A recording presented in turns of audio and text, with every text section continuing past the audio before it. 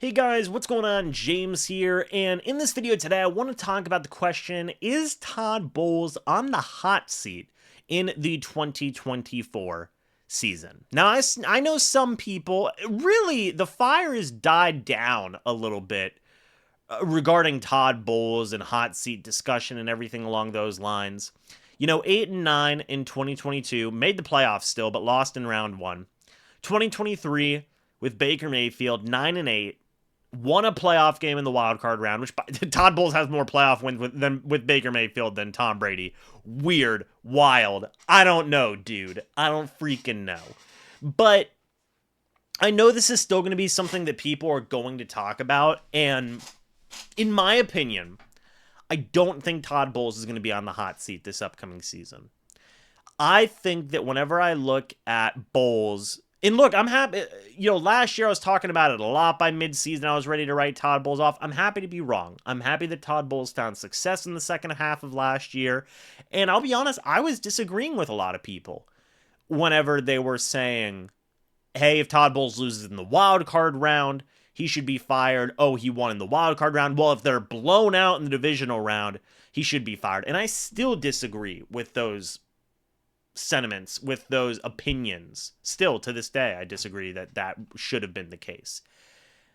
And I'm even going to go as far as to say, like, if the Bucs win 7-10 this upcoming season, or 8-9 again, I really don't think Todd Bowles should be on the hot seat or be a candidate to be fired. I think that Todd Bowles, while it hasn't been spectacular, stellar, oh man, Super Bowl contending type of expectations. Maybe you could have said that in 2022 and things didn't go well, which in my opinion was a big part of that was Byron Leftwich. In 2023, I think the Bucs exceeded expectations. I really do believe that. And going into this upcoming year, like, yes, you want to see growth. Yes, you want to see, improvement. But the Bucs made it to the divisional round last year. But is it really a fireable offense if the Bucs, say, make the playoffs and lose in the wild card round, or make it to the divisional round again and then lose and don't make it to the NFC Championship or the Super Bowl? In my opinion, absolutely not. I don't even think it's a super fireable offense if the Bucs do go 7-10 or 8-9 and miss the playoffs, which we don't even know if that would be them missing the playoffs because they did make it at 8-9. Because while you can assume, while it's easy to assume that, oh, this team will and should take a step forward, it's also possible to assume that the opposite can happen and this team could take a step back. And I think that that's a normal thing. Unless it's an absolute collapse where the team goes 4-12, 5-11. Maybe even 6 wins, you'd consider it. I'd maybe be 50-50 at that point. Probably a little bit more leaning towards Todd Bowles probably not being retained as head coach. I think that Bowles has done a good job.